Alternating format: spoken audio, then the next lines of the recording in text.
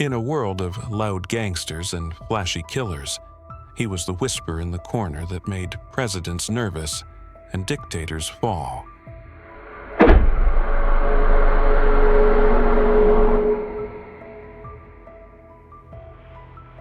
November 15, 1914.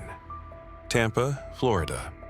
The cigar capital of America, where Spanish and Italian immigrants rolled tobacco in 100-degree factories, and the air always smelled like smoke and sweat. Santo Trafficante Jr. was born not into poverty, but into power.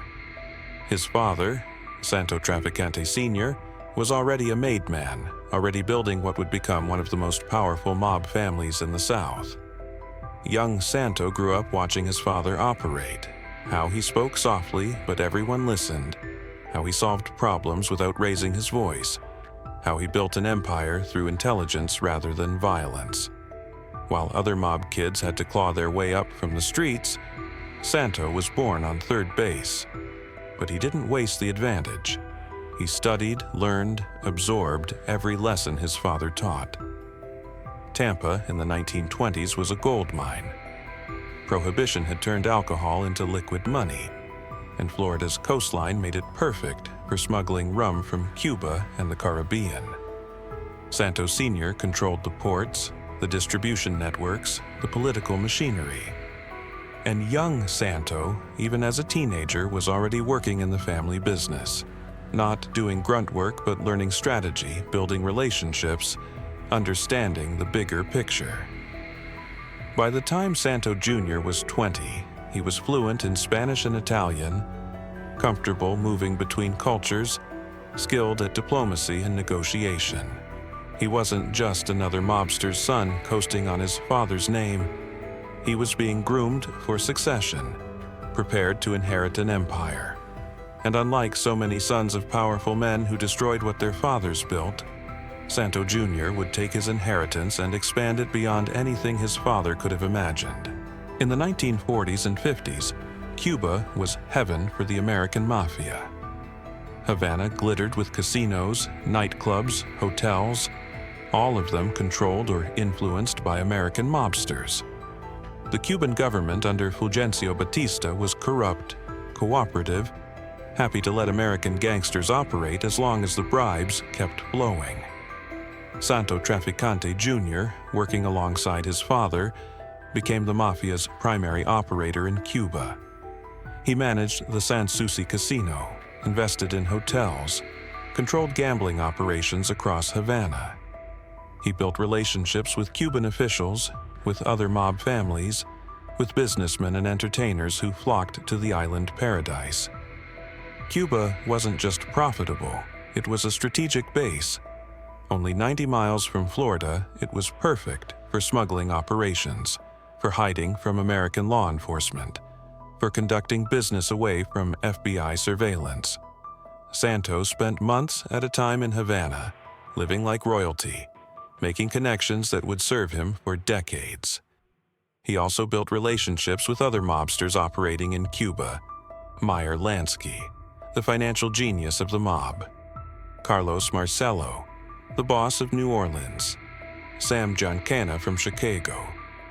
These weren't just business associates. They were allies, partners in a Caribbean empire that generated hundreds of millions of dollars. Santo was in his element in Cuba.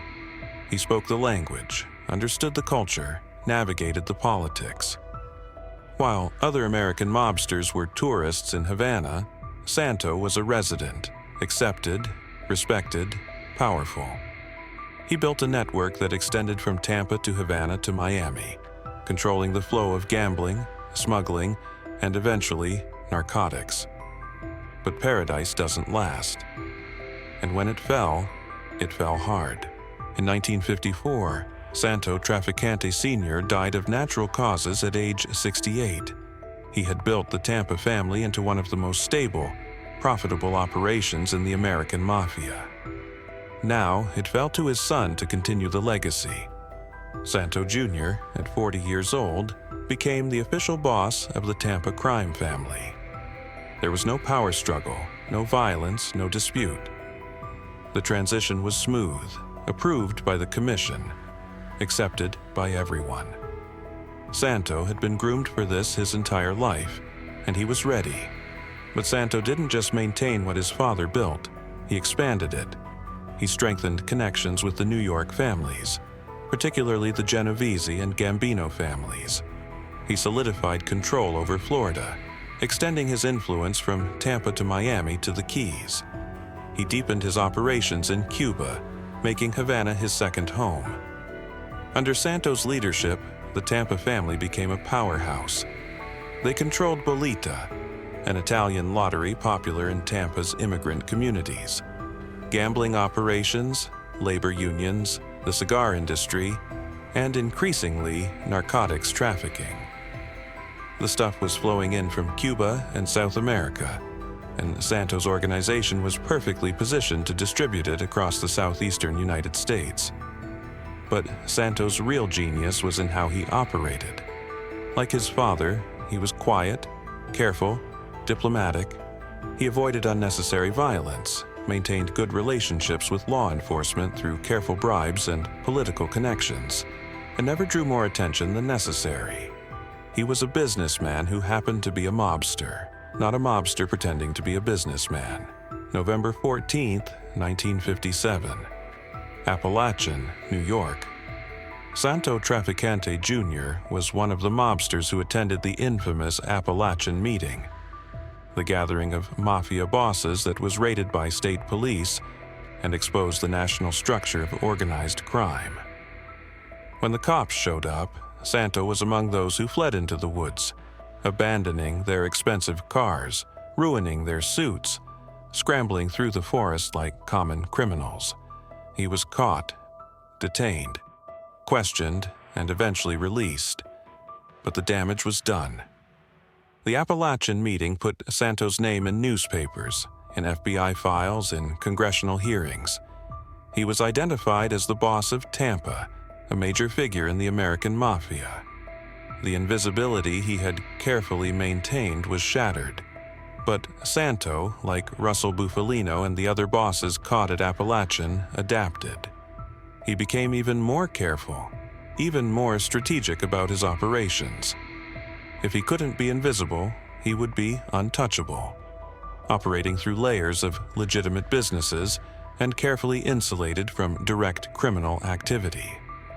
The Appalachian disaster taught Santo a valuable lesson. Never underestimate the capacity for bad luck, and always have multiple layers of protection between yourself and anything illegal. On New Year's Day, 1959, Fidel Castro's revolutionary forces marched into Havana. Fulgencio Batista fled to the Dominican Republic. The Cuban Revolution had succeeded, and everything the American Mafia had built in Cuba was about to collapse. Santo Trafficante Jr. was in Havana when Castro took power. Unlike other American mobsters who fled immediately, Santo stayed. He believed he could negotiate, could work with the new government, could maintain his operations. He was wrong. The new Cuban government viewed the mob-controlled casinos as symbols of American exploitation and Batista's corruption. They began seizing properties, arresting mobsters, shutting down operations. In June 1959, Santo was arrested by Cuban authorities and imprisoned at the Trescornia detention camp. For Santo, who had lived like a king in Havana, imprisonment was a shock. But he maintained his composure, his dignity. He didn't panic, didn't try to fight his way out, didn't make the situation worse. He waited, negotiated, used his connections.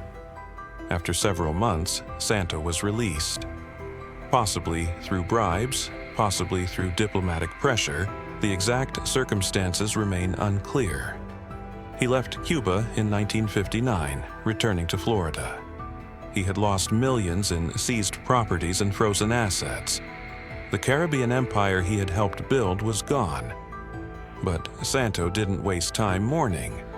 He immediately began rebuilding, focusing his operations in Florida and expanding into new territories.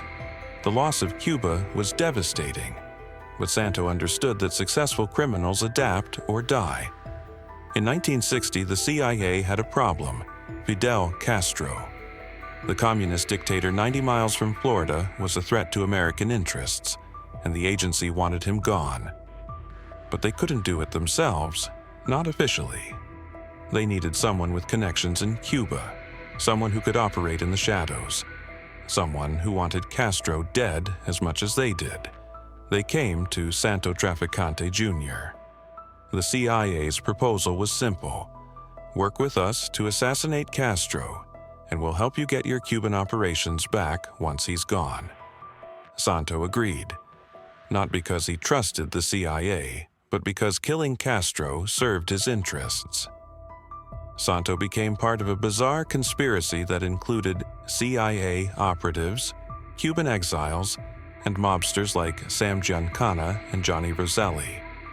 They developed multiple assassination plots, poisoning Castro's cigars, his food, his drinks, using mafia hitmen to shoot him, even exploring the use of exploding seashells on beaches where Castro dove. All of them failed. Some were called off at the last minute. Some were compromised by Cuban intelligence. Some were just absurd from the start. Castro survived every attempt, and eventually the CIA abandoned the mob assassination partnership. But Santo's involvement in these plots had consequences. It connected him to the intelligence community, put him in the orbit of government conspiracies, and made him a person of interest when bigger mysteries emerged, particularly the assassination of President John F. Kennedy. President John F. Kennedy was assassinated in Dallas on November 22, 1963.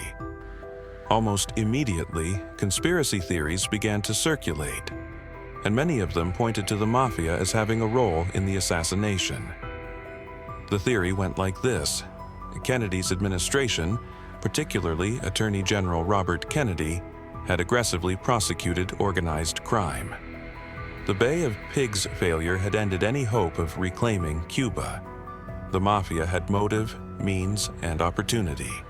And Santo Trafficante Jr., with his CIA connections, his hatred of the Kennedys, and his operational capabilities, was a prime suspect. Santo was called to testify before the House Select Committee on Assassinations in the late 1970s. He invoked the Fifth Amendment, refusing to answer questions. This refusal fueled speculation. If he had nothing to hide, why not talk?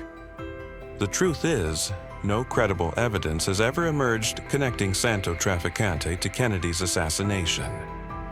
The theories are based on circumstantial connections, suspicious associations, and the fact that Santo had both motive and capability. But capability and guilt are not the same thing. What is known is that Santo despised the Kennedy administration for its aggressive prosecution of the mob and its failure to reclaim Cuba. Whether that hatred translated into participation in an assassination plot remains one of history's unsolved questions. Santo himself never admitted anything. When asked about it later in life, he would smile, shrug, say nothing meaningful. The man who built his empire on silence wasn't about to break it for history's curiosity. With Cuba gone and the Kennedy years behind him, Santo Trafficante focused on building his power base in Florida. And Florida in the 1960s and 70s was a perfect territory for organized crime. Massive tourism industry, porous borders, rapid development, political corruption. Santo controlled gambling operations across Florida, bolita games, illegal casinos, sports betting. He had connections to legal businesses, particularly in the restaurant and entertainment industries.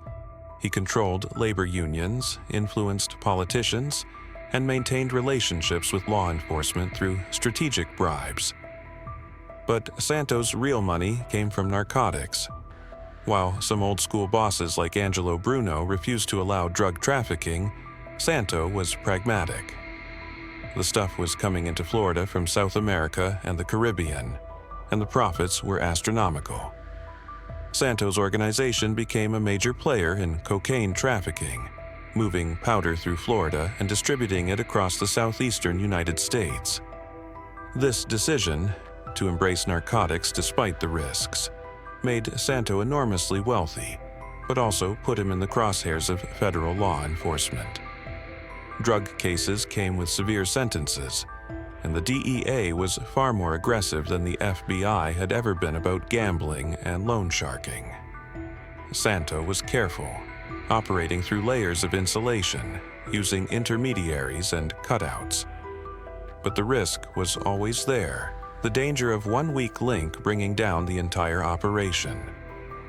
Santo Trafficante Jr. held a seat on the commission, the ruling body of the American Mafia, made up of the bosses of the 5 New York families and select bosses from other major territories. This was an honor, a recognition of Tampa's importance and Santo's power. At commission meetings, Santo was respected, listened to, influential. He represented the South, spoke for Florida and the Gulf Coast, mediated disputes between families. He was particularly close to the Genovese and Gambino families, maintaining alliances that protected his interests and expanded his influence. But Santo used his commission seat strategically. He didn't seek to dominate or control other families.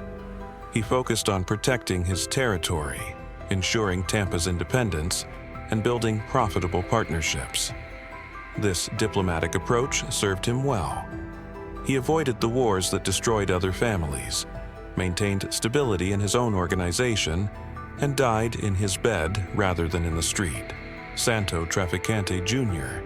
had a distinct method of operation that kept him in power for over 30 years without serious prison time or assassination attempts. Silence. Santo rarely spoke on record. He didn't give interviews, didn't make public statements, didn't draw attention. When law enforcement questioned him, he invoked the Fifth Amendment. When journalists approached him, he said nothing. Silence was his shield. Insulation, Santo never got his hands dirty. He gave orders to trusted lieutenants, who gave orders to capos, who gave orders to soldiers. There were always multiple layers between Santo and actual crimes. This made prosecution nearly impossible. Witnesses could testify about soldiers and capos, but connecting crimes to Santo was another matter. Political connections. Santo cultivated relationships with politicians, judges, and law enforcement officials. Campaign contributions flowed to the right candidates. Bribes went to the right people. This bought him protection, advance warning of investigations, and favorable treatment when legal problems arose. Legitimate business. Santo invested heavily in legitimate businesses: restaurants, real estate, vending machines. These businesses provided legal income, laundered illegal profits, and gave him a veneer of respectability. To the public, he was a successful businessman, not a mob boss. No unnecessary violence. Like his father, Santo preferred diplomacy to violence. He avoided wars with other families, solved problems through negotiation, and only used violence when absolutely necessary. This kept law enforcement attention to a minimum and maintained stability in his organization. This method worked. While other bosses were serving life sentences or getting murdered by rivals, Santo lived free, wealthy, and powerful, until natural causes finally took him down. Bolita, an Italian lottery game popular in Tampa's immigrant communities, was one of Santo's most reliable revenue streams. Players would bet on numbers, and twice-daily drawings determined winners. The odds heavily favored the house, and thousands of people played every day. Santo's organization controlled Bolita across Tampa, with runners collecting bets, operators conducting drawings, and enforcers making sure no one tried to operate independently. The profits were enormous, millions of dollars annually, all in cash, difficult for authorities to track. Bolita was also relatively low risk compared to other rackets. Local police were often bribed to look the other way, and even when arrests were made, penalties were light compared to federal crimes. For Santo, Bolita was the perfect racket: profitable, stable, and manageable. But Bolita's importance went beyond money. It connected Santo's organization to the community, made them part of the neighborhood's daily life. People who played Bolita saw the mob not as criminals but as providers of entertainment, as part of the fabric of Tampa. This community connection provided loyalty, protection, and legitimacy that no amount of violence could create. Even after Castro's revolution, Santo maintained connections to Cuba. These weren't official operations. The regime made that impossible. But Santo had relationships with Cuban exiles in Miami, with people who still had contacts on the island, with networks that moved between Cuba and Florida. Some of these connections involved intelligence operations. The CIA continued to monitor Cuba, and Santo's organization had valuable intelligence. Some involved smuggling, goods, people, information moving back and forth across the Florida Straits. And some involved waiting, planning for the day when Castro's regime would fall and American interests could return. That day never came in Santo's lifetime. Castro outlived him, maintained power for decades. But Santo's Cuba connections served other purposes. They enhanced his reputation as a sophisticated international operator. They provided leverage with intelligence agencies, and they kept open channels that occasionally proved valuable for other operations.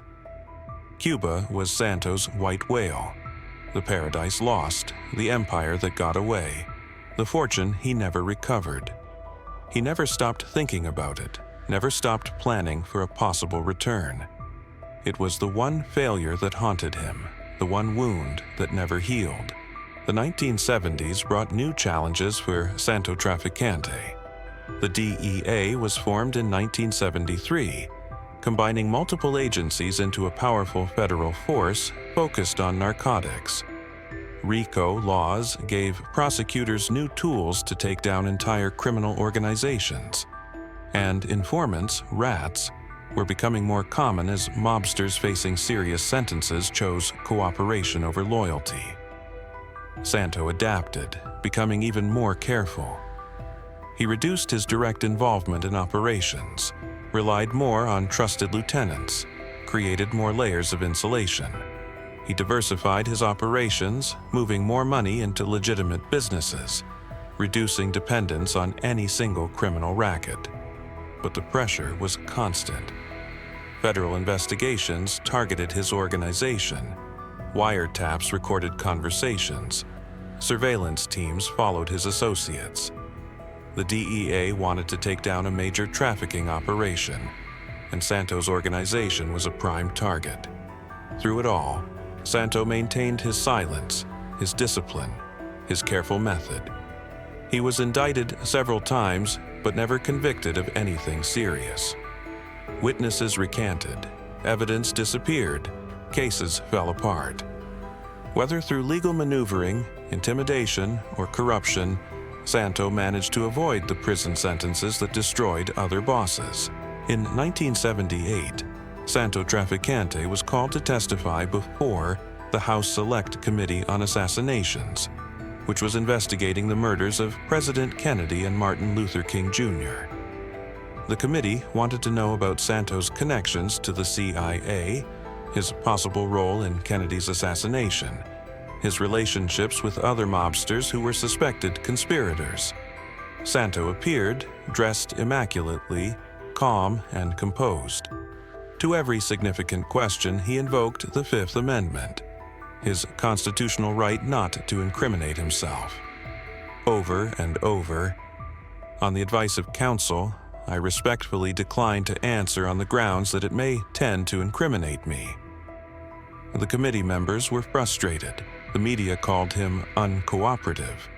Conspiracy theorists pointed to his silence as proof of guilt. But Santo didn't care. He had built his entire empire on silence, and he wasn't about to abandon that principle for Congress. His testimony, or lack thereof, added to his mystique.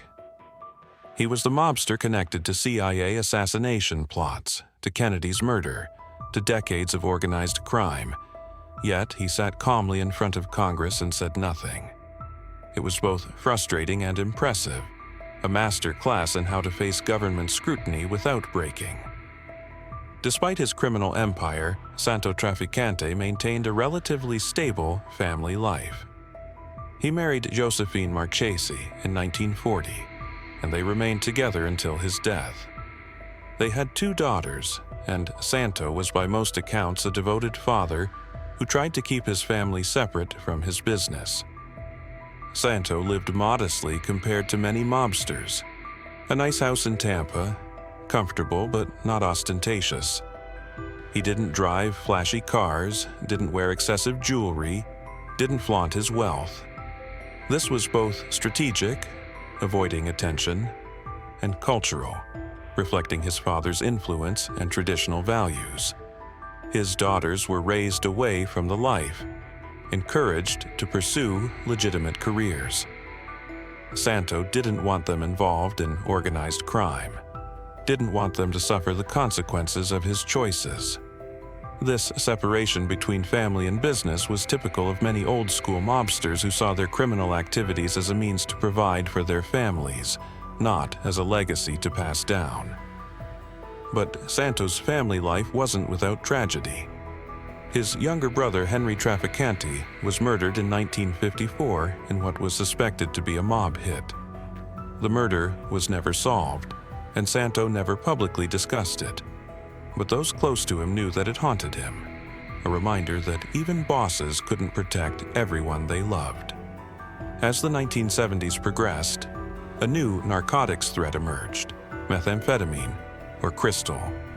Initially less prevalent than powder or dope, crystal was beginning to spread, particularly in rural areas and among working-class communities. Santo's organization, which had embraced cocaine trafficking, faced a decision about crystal. Some mobsters saw it as the next big moneymaker, a substance with growing demand and high profit margins. Others saw it as too dangerous, too destructive, bringing too much heat. Santo was cautious about crystal. It wasn't that he had moral objections. He was already trafficking powder, which destroyed plenty of lives. But crystal production was more complicated, involving chemicals and labs that were easy for law enforcement to trace. The customer base was also different, often more desperate and unpredictable. Santo's organization dabbled in crystal trafficking but never made it a primary focus. They continued to prioritize powder, which had established distribution networks and relatively stable customers. This conservative approach may have cost them some profits, but also helped them avoid some of the worst aspects of the crystal epidemic that would explode in the 1980s and 90s. Carlos Marcello, the boss of New Orleans, controlled territory that bordered Santo's Florida empire. In the early years, there were tensions, competing interests, territorial disputes, the usual friction between neighboring families. But Santo and Carlos eventually developed a strong alliance. They recognized that cooperation was more profitable than competition, that together they could control the entire Gulf Coast. They coordinated smuggling operations, shared intelligence about law enforcement activities, backed each other at commission meetings. This alliance was particularly important for narcotics trafficking. Drugs entering the United States through the Gulf of Mexico could be distributed through either Tampa or New Orleans, depending on where law enforcement attention was focused. The flexibility this provided made both organizations more resilient and profitable. Carlos and Santo also shared a similar philosophy: stay quiet, operate carefully, avoid unnecessary attention. They were both old-school bosses in a world where young mobsters were increasingly reckless and flashy. Their alliance was built on mutual respect and shared values. When Carlos faced legal troubles and eventually died in 1993, Santo lost a valuable ally and friend. But by that point, Santo's own health was failing. His organization was in decline, and the old world they had dominated was fading away. Tampa was built on cigars. In the early 20th century, it was the cigar capital of the world, with hundreds of factories employing thousands of workers. Santo Trafficante Sr. had connections to the cigar industry, and Santo Jr. maintained and expanded those connections. The cigar industry provided several benefits to Santo's organization. First, it was a legitimate business that could launder money and provide legal income. Second, it employed many people in the Italian and Spanish communities, giving Santo influence and loyalty among workers. Third, it provided opportunities for labor racketeering, controlling unions, extorting factory owners, taking cuts from production. Santo also understood the cultural importance of cigars in Tampa. They were a symbol of the city's heritage, a source of pride for the immigrant communities. By maintaining connections to the cigar industry, Santo positioned himself as part of Tampa's legitimate business community, not just a criminal operator. As Tampa's cigar industry declined in the latter half of the 20th century, unable to compete with cheaper imports, Santo's organization adapted, moving into other industries. But the cigar connection remained part of his identity, part of his family's legacy in Tampa. For decades, the FBI knew Santo Trafficante was a major mob boss. They knew he controlled organized crime in Florida, knew he trafficked narcotics, knew he had ordered murders. But knowing and proving were different things. The FBI investigated Santo constantly. Wiretaps, surveillance, informant cultivation. They built cases, brought charges, tried to flip his associates. And time after time, cases fell apart. Witnesses recanted. Evidence was insufficient. Juries didn't convict. Santo's careful method, his layers of insulation, his discipline about not discussing business on phones or in places that could be bugged, it all worked. The FBI could document that he met with known criminals. That money flowed through his businesses, that people connected to him committed crimes. But they couldn't prove Santo directly ordered or participated in criminal activity. This drove FBI agents crazy. They knew they were pursuing one of the most powerful mobsters in America, but he was like smoke, visible but impossible to grasp. Younger, sloppier mobsters were easier targets, but Santo was a ghost, operating in plain sight yet untouchable. The FBI's failure to seriously prosecute Santo Trafficante remains one of their most frustrating cases. He died free, wealthy, and powerful, a complete victory over law enforcement. On March 17, 1987, Santo Trafficante Jr. died at the Texas Heart Institute in Houston.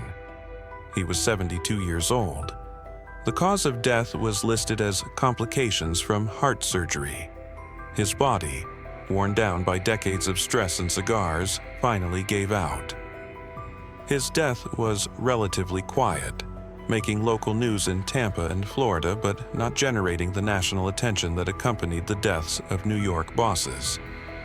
This was fitting for a man who had spent his entire life avoiding the spotlight. Santo's funeral in Tampa was attended by family, close associates, and some legitimate businessmen who had worked with him over the years. The FBI photographed everyone who attended, conducted their final surveillance of Santo Trafficante, but there were no dramatic arrests, no big revelations, just the end of an era. Santo died having never served serious prison time. He had been indicted, arrested, investigated, and questioned countless times but never convicted of anything that put him away for years. In the world of organized crime, where most bosses die violently or spend decades in prison, this is extraordinary. He left behind a criminal empire that would soon fragment without his leadership, a family that had been kept largely separate from his criminal activities. and a legend as one of the smartest, most careful mobsters in American history. After Santo's death, the Tampa crime family entered a rapid decline. His son, Santo Trafficante Jr, had no interest in taking over the family business. He had built a legitimate life, stayed away from organized crime, and had no intention of inheriting his father's criminal empire. Without Santo's leadership, diplomatic skills, and carefully maintained alliances, the Tampa family fractured. Lower-level members fought for control. Operations became sloppier. Federal prosecutors found easier targets. Within a decade, the once powerful Tampa family was largely dismantled. Some members were arrested and convicted. Others retired or died. Some were absorbed into other families. The Bolita operations dried up. The smuggling networks were disrupted. The political connections evaporated. The empire that Santo and his father had built over decades collapsed in years. Today, the Tampa crime family is considered defunct or dormant, a shadow of what it was under Santo's leadership. Federal authorities occasionally arrest individuals claiming connection to the family, but there's no longer a structured, powerful organization operating in Florida. Santo's death marked the end of the old-school mob in Tampa. The careful, disciplined, quiet approach he had perfected didn't survive him. The younger generation wanted quick money and didn't have the patience for Santo's methods. And without that discipline, they fell. Santo Trafficante's story is inseparable from Cuba's. He built part of his empire there, lost it to revolution, never recovered it. His involvement in CIA assassination plots against Castro, his connections to Cuban exiles, his lingering influence in Miami's Cuban community, all of it stemmed from those years in Havana when he lived like a king. Historians still debate Santo's exact role in various Cuba-related conspiracies. Was he involved in Kennedy's assassination? Did he help the CIA more extensively than documented? Did he continue to operate in Cuba after 1959 through secret channels? The answers died with Santo. He never wrote a memoir, never gave extensive interviews, never broke his silence. The secrets of his Cuban operations, his CIA connections, his role in various plots and counterplots, they're gone, leaving only speculation and circumstantial evidence.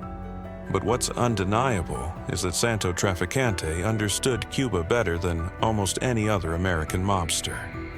He spoke the language, knew the culture, had the connections. If anyone could have navigated the complexities of mob-CIA collaboration and Cuban intrigue, it was Santo.